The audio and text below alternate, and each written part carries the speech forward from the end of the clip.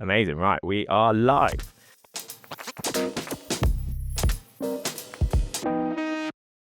Cool. So we are now on July's edition. Wait, July's edition? No, August edition. I'm losing track of time with this at the minute, I swear. August edition for Months in Motion. And today we are joined by a Bristol branding studio, Taxi studio that I have known for quite a while. Taxi work with some of the biggest names in CPG and FMCG, including brands like Coca-Cola, Carlsberg, Nestle, and won a plethora of awards, including ones with The Drum, Cannes Lions, and D&AD. So today from Taxi, we are joined by creative director and AI lead Stu Tallis. So Stu and I have known each other for a few years now, most recently catching up in the new studio, which we'll talk a little bit more about later on. So today, Stu is going to join us to talk about how Taxi integrate motion and AI into their brand work, as well as sharing more around their recent growth and future plans for the studio. So a little bit of background on Stu. Stu Tallis is a highly accomplished multidisciplinary designer and creative strategist with over 2 decades experience. In his leadership role, Stu is at the forefront of shaping the creative vision and driving innovation, particularly in leveraging new technologies to enhance the agency's output, with recent features in Creative Boom and Design Week. So Stu, great to have you here. Great to see you as always. Really excited for this one. To see you. Glad to hear things have all been good. And yeah, looking forward to just sitting and having a chat and chatting all things motion. I look forward to this. Good. Wicked. Cool. Well, I think we'll just dive straight into the first question if you're all ready to go. Yeah, let's go for it. Awesome. Wicked. So one of the things I wanted to dive into first was to discuss the work that your team did for FlowFest in Mexico City. So I really love this project. It's the identity mixes bold typography with an array of sketch style illustrative assets. So anyone who's watched any of the recent episodes of the podcast will know I'm a really big fan of mixing type motion with illustrated assets.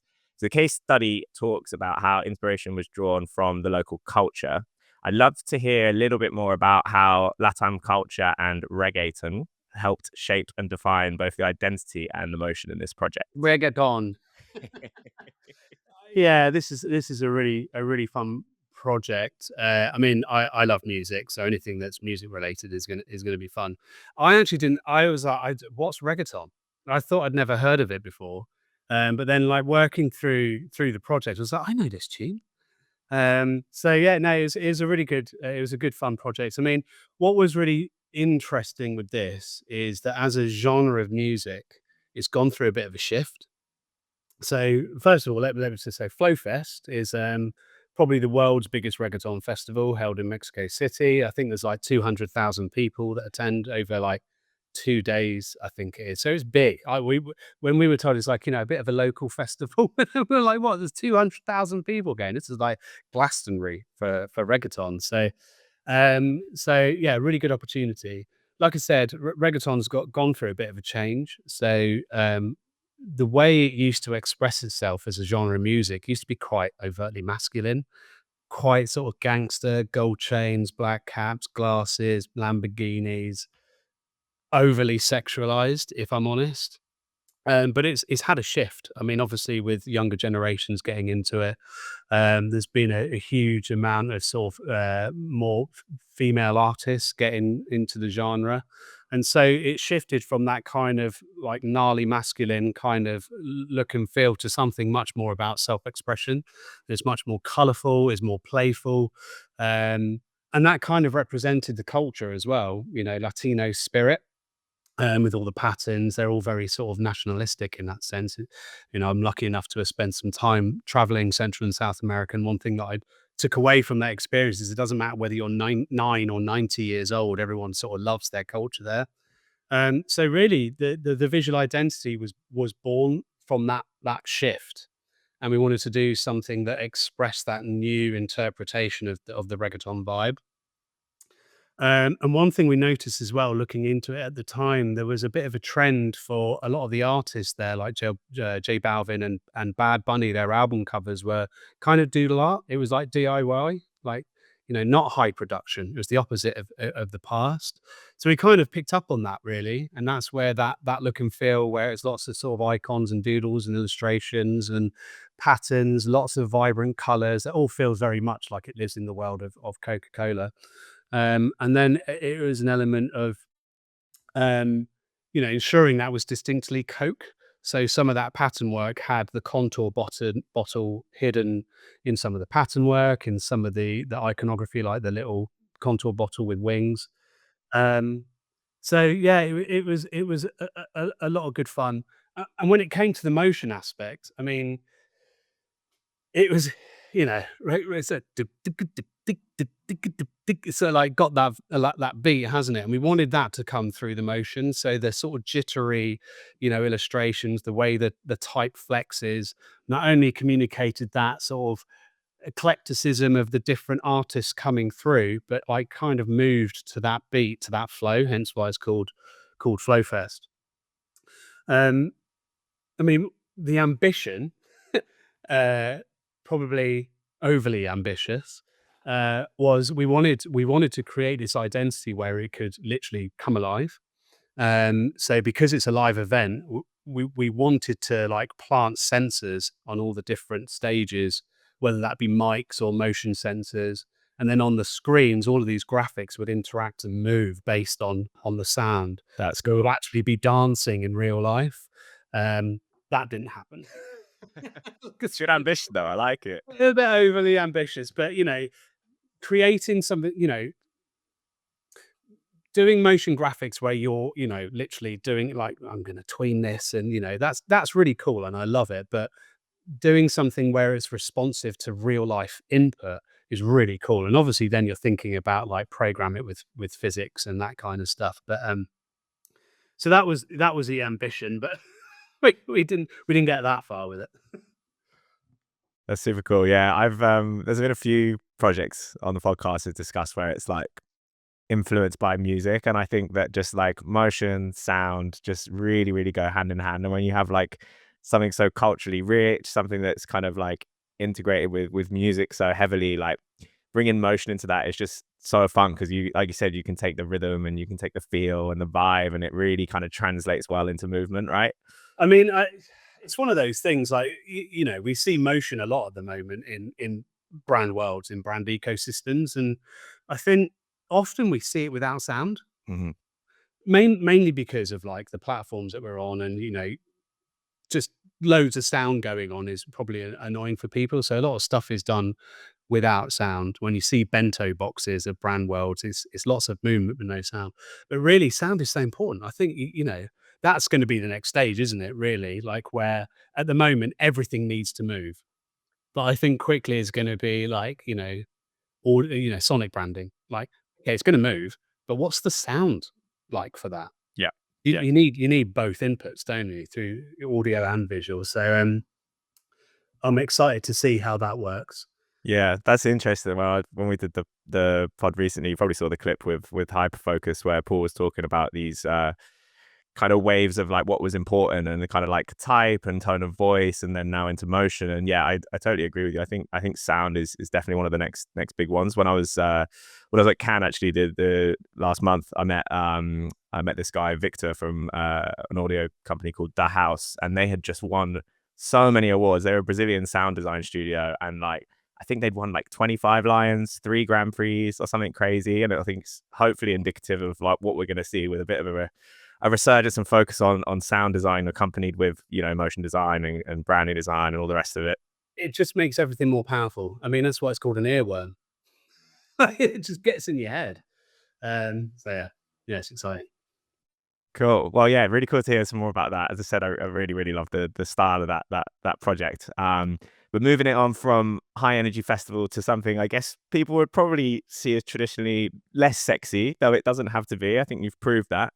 I'd love to talk about the recent rebrand that Taxi did for YOLOH, the insurance company. Um, that took a completely different approach, I think, to what you would traditionally see from an insurance company, which is again why I said traditionally less sexy, but not in this case. What I really loved about this was kind of how you used the handy, the hand, or Andy, sorry, the hand. So the mascot coming into play. I think mascots are, and again, we've discussed this on pod before, of like the use of mascots really injecting personality into a brand. I would love to kind of hear how you use the 3D motion and the mascot to kind of create different touch points and really kind of like engage with the user experience. Yeah, yeah. Make insurance sexy. That was the brief, right? It wasn't. It wasn't. But yeah, I mean, yeah, that's a shift, isn't it, from reggaeton to insurance? Uh, insurance is boring and baffling in equal measure, and I think that was the crux of it for YOLO. Just the idea born from a human truth and insight that we're all kind of overwhelmed and baffled by insurance. I mean, I've just had to recently do it on the car, and I'm still like, how oh God, I've been driving for what, 27 years, and I'm still like, I don't understand half of this stuff. I'm just signing up for things that I hope is right. Um, so YOLO really was born from that understanding that we YOLO is there to help people go from chaos to clarity, and essentially de-jumble the nonsense. And the action of dejumbling is like I said, it's an action. So motion was imperative really in bringing that idea to life, and through that was born Andy, Handy Andy. A digital guide and assistant that really literally does take you through the process and dejumbles things to make everything much more easier to understand. Um, and like I said, it's a must. You can't. It's very difficult to bring to life the idea of moving from chaos to clarity, from A to B. That transition of chaos to clarity in just static motion. So, yeah, I mean, an important thing there, asking the question how motion was used. It was used at the start. And I think that's an important thing. I think a lot of the time, motion is used as a bolt on at the end, right? It's like, oh, we need to make this move. It's like, yeah, you can do that. It. Yeah, and it's fine. But it's about making sure that motion is used in the outset of a project, because there's opportunities to be found there. And it was a big shift for us. There was a lot of learning that we had to do as a business, as an individuals within the design team, learning how to rig a hand in a way that felt authentic but also exciting and fun. And then yeah, Andy became this kind of guide through the user experience, um, taking you from A to B in a way that's simple, providing clarity, de-jumbling things as you go, pointing you in the right way. There's a series of illustrations that I don't think are out yet, but they're like the logos and ambigram. Just being the device that goes and flips it from A to B. So, but yeah, it's a really important project for us because it allowed us to do things that we haven't done so much in the past. Nice, awesome. I really love, I think, like you said, that industry is so complex and confusing. And I think, yeah, like using mascot, using something that feels a little bit more human and bringing that kind of like trust element in is really important. And also echoing off the back you said about just kind of like bringing emotion early on. This is a conversation that I have countless times of the importance of thinking about it early on, not looking at it as a bolt on, and actually thinking about it right from the start. And I think it's so much more evident when it's been kind of thought about with the early phases of a project rather than just being a bolt on. So yeah, I'm very supportive, very much echo what you're saying there. Um, Good, we're not going to get into an argument then. no, totally agree with you on this one.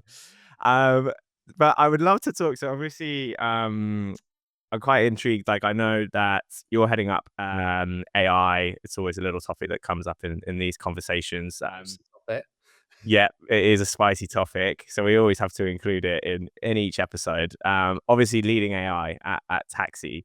I'm curious to hear, actually, before I move on to the kind of question that I had lined up. I'm curious to hear, just first of all, kind of within Taxi, like with the role of AI lead, like what does that entail? What does that role entail? What are you kind of looking at? How are you looking into like the company's operations, etc.? I'd love to hear a little bit about that. Yeah, I mean, yeah, it is. It's a spicy topic, isn't it? And I guess we're lucky enough to not have been in industry Well, I've been in the industry for 25 years now, and I've not seen anything like this in that time. So I count myself lucky in that respect. But this has happened before, numerous times. I think Brian Collins mentioned it. Technological advances have appeared, and they've pissed people off. You know, and I've given talks in the past where I liken it to many decades ago, when the first camera came out, the daguerreotype camera, and that literally was the start of photography. And at that time, it was Renaissance painting, and their jobs were to capture moments in time as realistic as possible. So when something comes along that can literally capture that moment, they're like, "Ah, art is dead."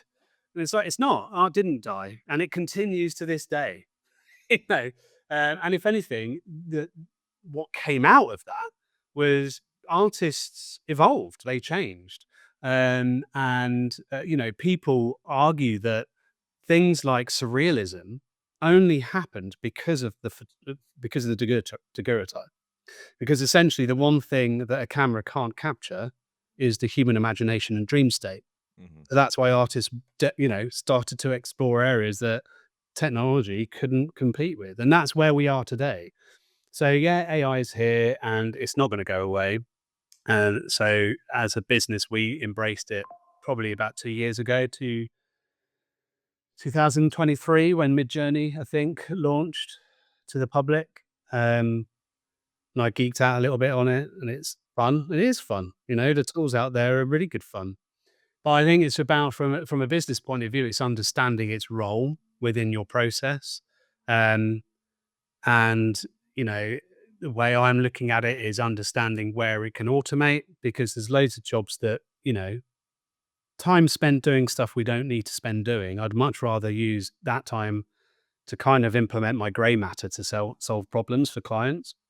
Then how we can augment the process, which is how we use it a lot within the design team, using tools like Runway and Viscom, ChatGPT, Firefly, obviously, Luma Labs, to name a few.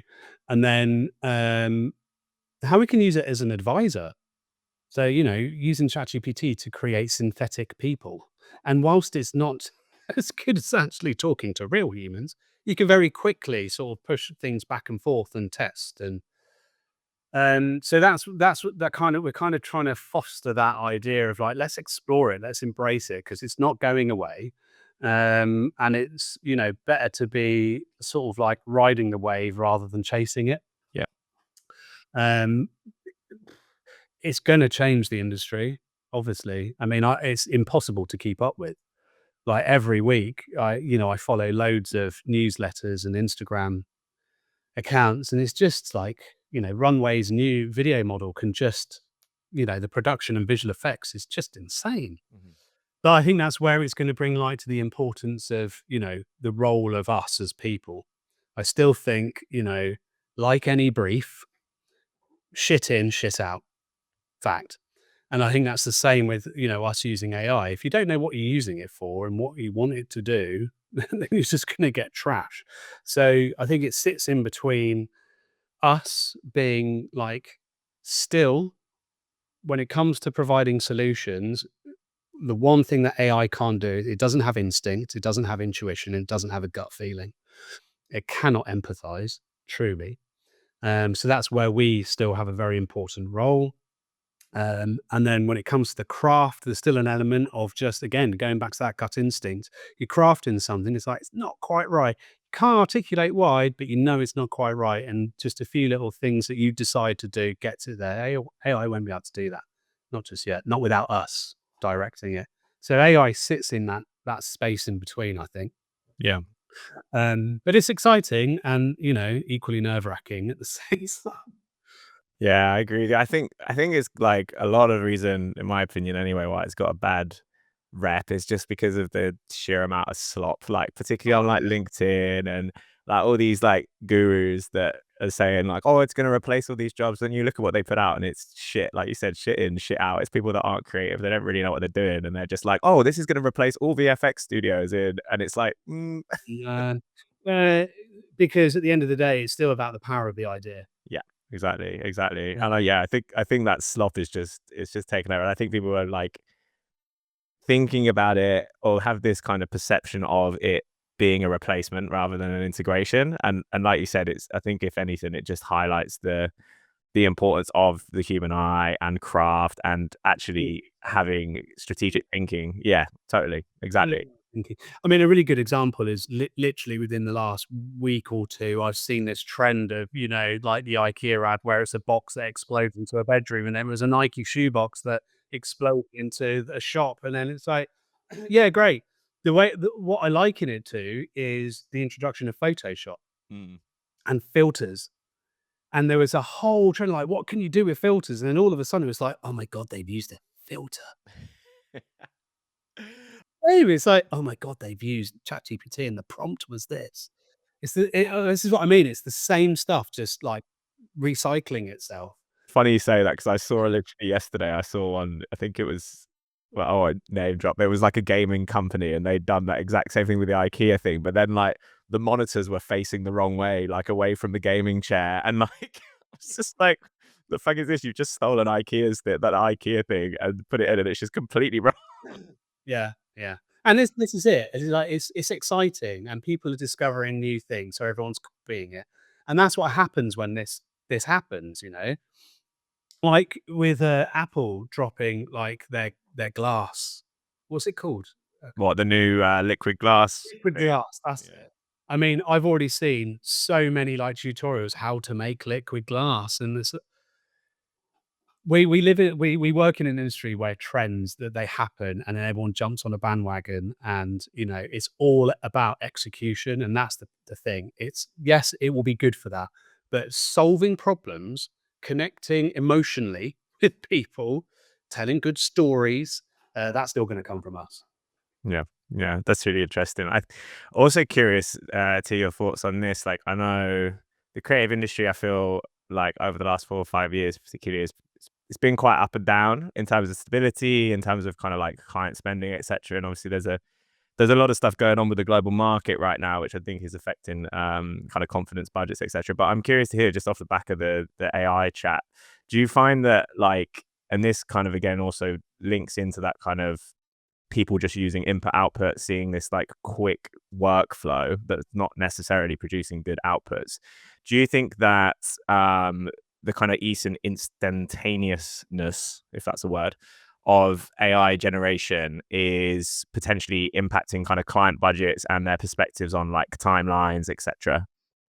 No, not at the moment, because I think it's all moving so quickly that it's actually hard to pin down what tools you're using, how you're using them in the workflow, how much you can charge for them. What does that mean from a timings point of view and not just a cost, but like value, the cost of value, the value that you're adding.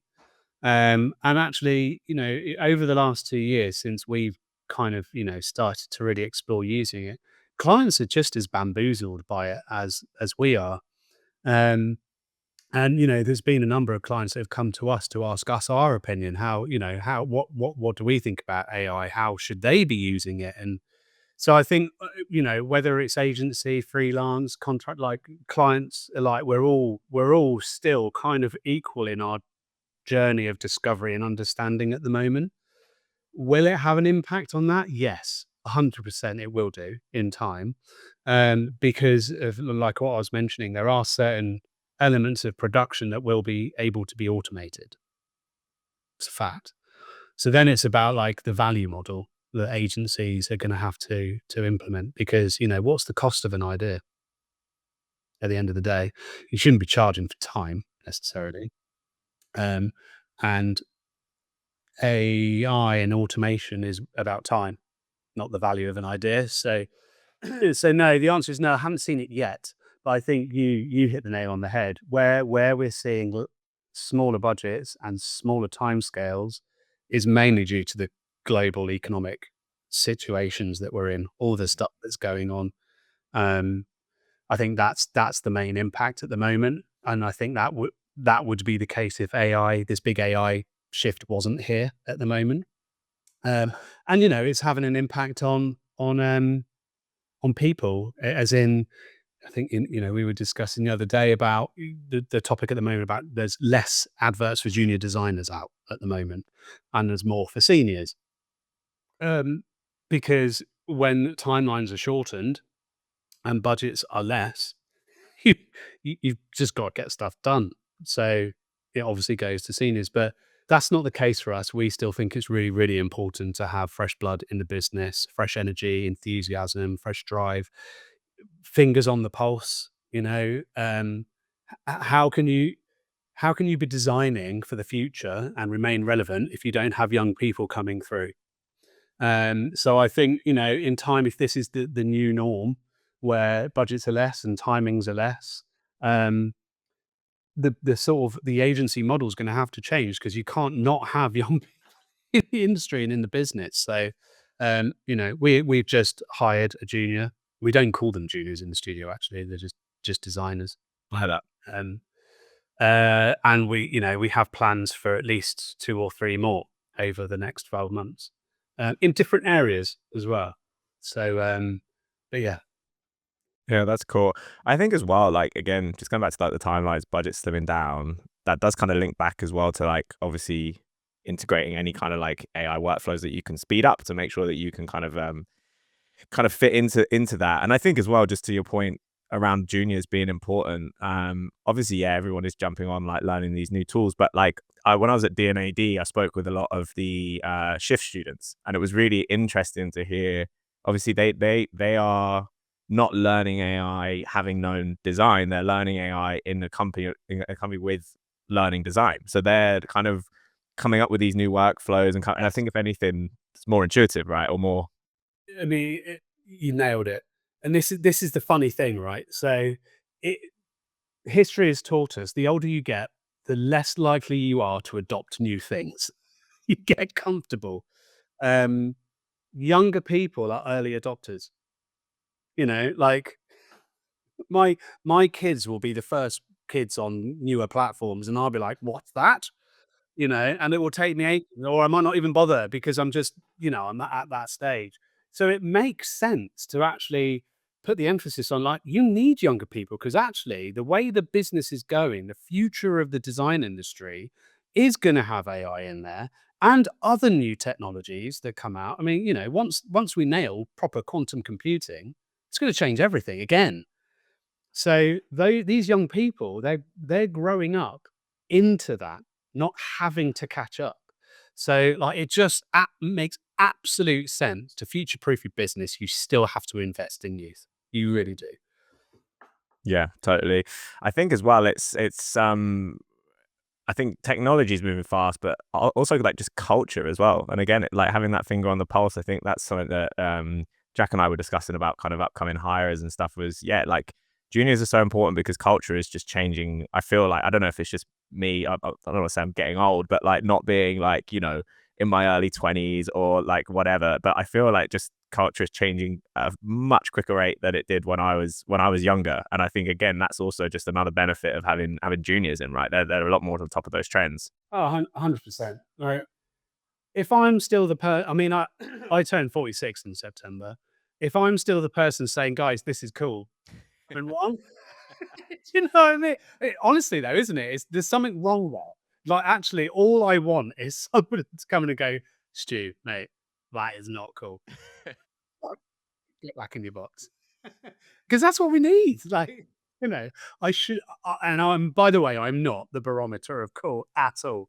But the point I'm making is that, yeah, you need that because they know they're living it. They're in the moment.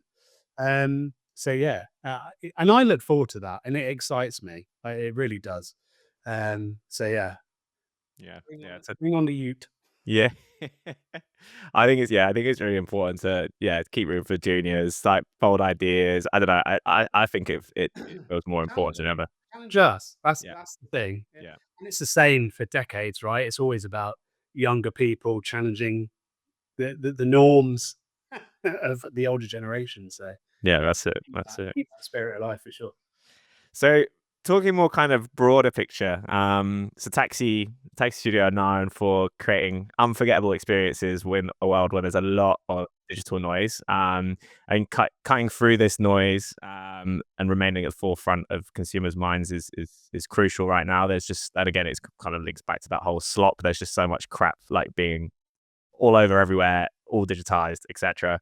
I'm curious how you see the future of branding changing with so much consumerism becoming like almost entirely digital, and is it going to change the way that Taxi approach projects?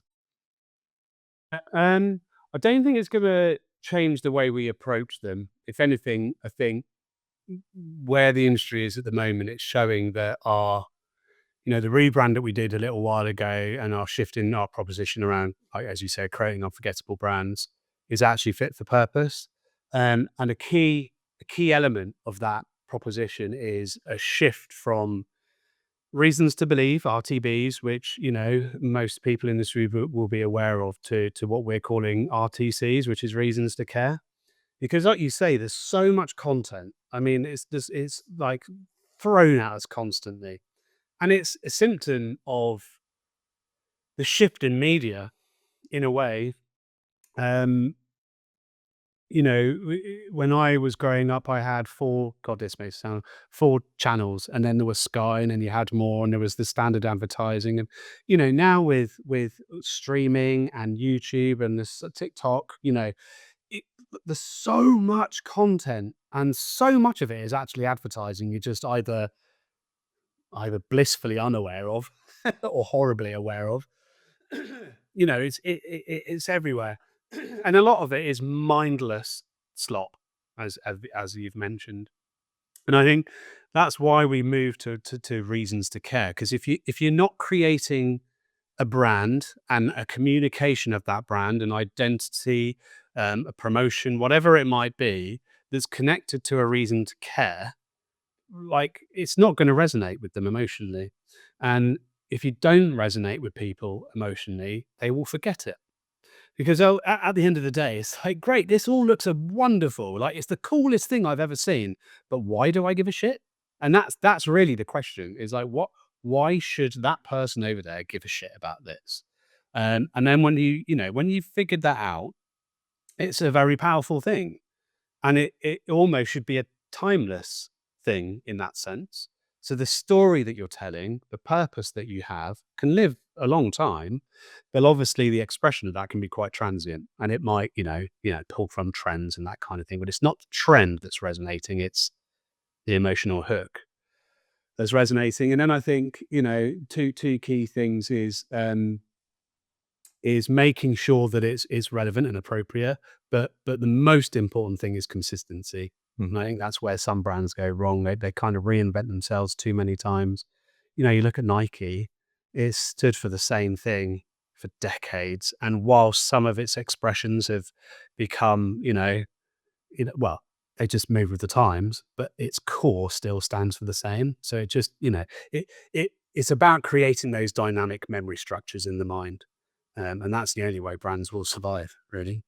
Yeah, yeah, I totally agree with you. There's a lot of like cool shit out there, but like it can't just look cool. Like it needs an emotional hook. It needs a reason. Like as you said, it needs a reason for people to give a shit. Otherwise, it's just more noise out in the ether.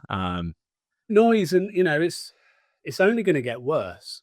So I don't know if you've seen that advert with the two Chris's, with the Meta glasses. No, I haven't. No, It's like, Meta, hey, tell me about this statue, this sculpture, and hey, Meta, and it's like, have you seen the film Free Guy with Ryan Reynolds? no, I haven't. No. Dude, you should give it a watch. It's brilliant. Honestly, it's a vision of the future. So he wears these glasses, and basically, it's XR. Like, the world is just alive, and there's stuff going on, and blah blah blah. And that I genuinely believe that is going to be the future. Once virtual reality, I don't think will ever have a place. I think there's an element for escapism there, but it's nobody wants to wear a giant headset. Nobody wants to do that. But imagine a time where we can all wear a pair of glasses or contact lenses that has mixed reality. it's going to be amazing. But then as soon as that happens, just like Instagram, if you remember, Instagram was a platform for us to share pictures with our friends and family. Yeah. The good Now it's old days. such a platform. Because as soon as there's the platform created where consumerism can be, implemented, then it will. And that our eyes will be, a 24/7, 365 days a year platform. So yeah, making sure you stand out in the noise is going to be even more important in the future.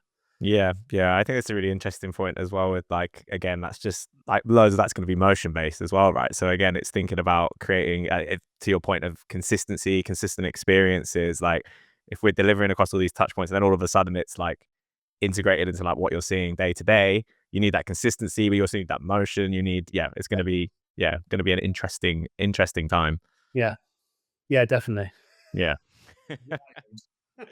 Yeah, I'm surprised the meta ones have been like doing so well because like talking about consistency, I don't know. I'm like, I feel like Meta as a brand, they're just not someone I trust. Like I would never trust them given like all the stuff over the recent years. Well, they have partnered with Ray-Ban, so that Yeah, yeah, the Ray-Ban glasses, but with Meta tech. So just jumping off the back of their yeah.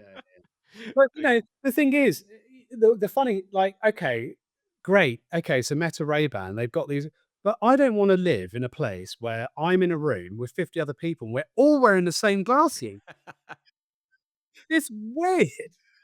I hadn't thought That's about it like that. like, that is a problem. So from a design and branding, like, how do you get yeah. It's Quite dystopian if we don't have a mixture of them, right? yeah. Brilliant. Well, speaking of evolution, I know that Taxi itself has been on quite a journey of evolution over the past few years. As I said, I've been following your studio's work kind of ever since we first kind of spoke about. I think it must have been over 4 years ago now. But this past year, I feel like things have really kind of amped up in terms of growth. Obviously, we spoke at the start briefly about the amazing new studio space that you've moved into, which yeah, I was lucky enough to drop by and see that. Really, really awesome, beautiful open space, like amazing studio to go and work in. I can imagine. I'd love to hear though a little bit more about what else is on the horizon for Taxi and what you're excited about. I know you've got some open job positions at the minute, but yeah, we'd just love to hear a little bit about the evolution and the future of Taxi. Yeah, I mean, yeah, it's an exciting time. I've been lucky enough to be part of the project team, taking us from our old studio into the new one. Um, and it's been great fun and a huge learning experience, working with a 3D environment, bricks and mortar. But it's been great because really that's where brands in the future are going to move to. Brands aren't just going to be a badge; they're going to be an experience, and that's what we wanted to design for us in the new studio with the new branding, the new proposition, create unforgettable. Obviously, introducing Bob, our elephant that never forgets, cannonballing elephant. Um, and yeah, we designed that space to be one of two things. One, like a hub of creativity and energy and culture. So the downstairs very much is like just a hubbub of energy. That's what we want. There's a bar there. There's a sort of stadium seating, cafe kind of area. My ambition was to design it in a way where people on the street would walk past and want to come in for a drink. And I'm happy to say that's happened a couple of times. And you have somebody come in and ask if they can have a coffee, and we're like, "Sorry, this is a design studio." And one very drunk man that saw the bar was like, just walked in, sat at the bar, was like, "Can I have a drink?" I was like, "Yes, success." And then we have upstairs, which is where I guess where it's heads down and we're all working. But we did that purposely, so there was like this idea of traffic going from the first floor or the ground floor and the first floor, and it works really well.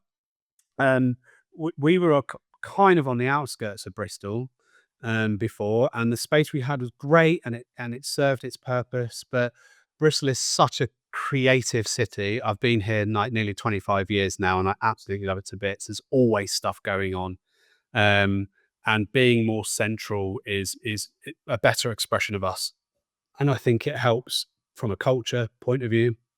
It helps from building bonds within the team. So we go out more. It was hard to go out before because you had to get in cabs and stuff. So it's just better all round, and it is a physical representation of us as an agency and as a brand. So that, like, we moved in February this year, and we're continuing to evolve and develop the space. So we're making some of the meeting rooms more fit for purpose for workshopping, that kind of thing. Um, and then, yeah, plans. I mean, we are in a bit of steady growth. We are looking for people. Just from a design team point of view, we've recently hired a senior Josh, who has spent a number of years at here, which is great to have him on board. We've hired a junior, Hallie, who's currently in Florida at the moment, actually competing at the Adobe World Championships, which Yeah. wish her all the best of luck, which is great. And then we've just hired a new design director, Sam, who spent a good amount of time working with the likes of Design Studio and Koso. So it's exciting times. We're uh, in the midst of interviewing for a senior motion designer. Um, I've had an ambition for a while to sort of grow that part internally so that we have that internal capability to support us, but also, work hand in hand with the likes of you guys and our other people within the partner network. So that's exciting. And I hope to grow that a bit more with some more sort of, junior members for that to forge a team. Um, and then I think it's at the end of October, we're the UK host for Portfolio Night for the One Club of Creativity, which is going to be really cool. And there's a number of members of the team that's going to be there on the night to help young people, like as we were saying, sort of review their portfolios, give some advice. There's going to be a DJ, there's going to be beers, and there's going to be food. And I'm really excited about that because that's kind of what I want the space to be used for as well. Not just for us, like, during the week, but it's a space that, you know, students can use and universities and people like the One Club. So yeah, there's a lot going on. I can't quite believe it's nearly August, if I'm honest. I know, it's Months nuts. so quickly. But it's exciting. It's really exciting. Yeah, awesome. I have to try and come down for that One Club thing. You said beers, so I'll be there. Yeah, mate, come along. It'd be great. Yeah, we go. I'll chat with Jack because we were talking about Come trying along. to get down to Bristol Yeah, to yeah, definitely. be amazing. Awesome. Well, Stu, thanks so much for joining me today. It's been yeah, always great to catch up and really enjoyed this conversation. It's been really interesting. Thank you for having me, bud. Yeah, absolutely. Hope to see you soon Yeah, you too. at Portfolio Night. Yeah, we'll do it. Name's on the list now. Perfect. Thanks again for checking out this episode of Months in Motion. Make sure to go and check out Taxi Studio's work and subscribe to the channel. We've got some more episodes coming up very soon.